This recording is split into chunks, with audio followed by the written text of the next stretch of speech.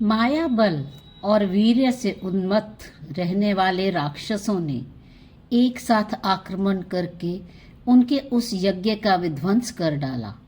उस यज्ञ की रक्षा के लिए उन्होंने महाराज दशरथ से मिलने की इच्छा की थी, क्योंकि राक्षसों के उत्पात के कारण वे मुनि अपने उस यज्ञ को बिना किसी विघ्न बाधा के पूर्ण नहीं कर पाते थे। तब उन निशाचरों के विनाश के लिए उद्यत हो वे तपोनिधि महातेजस्वी विश्वामित्र मुनि अयोध्यापुरी में आए। वहां पहुंचकर राजा से मिलने की अभिलाषा लिए वे द्वारपालों से बोले, तुम लोग शीघ्र जाकर महाराज को मेरे आने की सूचना दो। उनसे कहना, गाधी के पुत्र कुशिक वंशी विश्वामित्र आए हैं।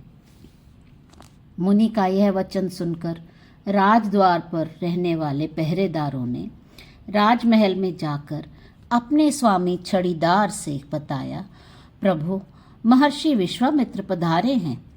तब उस छड़ीदार ने सभा मंडप में राजाओं की मंडली से घिरे बैठे हुए महाराज के पास तुरंत जाकर सूचना दी, देव, राज द्वार पर नवोदित सूर्य के समान महातेजस्वी तथा अग्नि की ज्वाला के सदृश अरुण जटा जूटधारी एक दीप्तिमान पुरुष आकर खड़े हैं। वे महामुनि विश्वामित्र हैं। राजा की ओर देखकर छड़ीदार ने नम्रतापूर्ण वचनों में जो ही यह बात कही, उसकी उस बात को सुनते ही मंत्री और सामंतों सहित वे राज शिरोमणि दशरथ तत्काल सोने के सिंहासन से उठकर खड़े हो गए। राजाओं के समुदाय से गिरे तथा सामंतों से प्रशंसित होते हुए वे नरेश, वशिष्ठ और वामदेव जी के साथ सहसा पैदल ही उस स्थान की ओर चल दिए जहां महामुनि विश्वामित्र खड़े थे। राजा ने ड्योढ़ी पर खड़े हुए उन मुनि श्रेष्ठ को देखा। वे ब्राह्मणोचित तेज तथा महान शास्त्र बल से भी संपन्न थे। वृद्धावस्था के कारण अधिक पकी हुई और तपस्या में ही लगे रहने से रूखी जटा वल्लरी के द्वारा उनके कंधे ढके हुए थे। उन्होंने शांत, कांतिमान, उद्दीप्त, प्रतिघात रहित, विनयशील, हृष्टपुष्ट अवयवों से युक्त तथा तेजस्वी शरीर धारण कर रखा था। उनका तेज सुंदर होने के साथ ही अत्यंत भयंकर था। प्रसाद गुण से युक्त तथा दूर तक फैला हुआ था।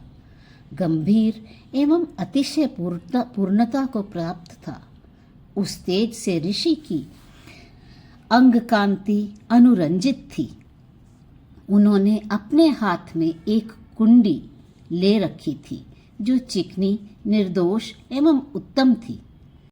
वह उनके कल्पांत स्थायी जीवन काल की सभी अवस्थाओं में सहचरी की भांति उनका साथ देती थी। मुनि का अंतःकरण अत्यंत निर्मल था। उनके चित्त में करुणा भरी थी, इसलिए उनकी वाणी बड़ी मधुर एवं प्रसन्नता सूचक होती थी।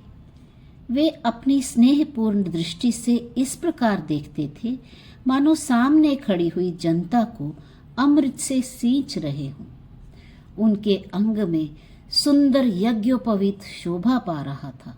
वे दर्शकों के मन में अत्यंत आश्चर्य का संचार सा कर रहे थे।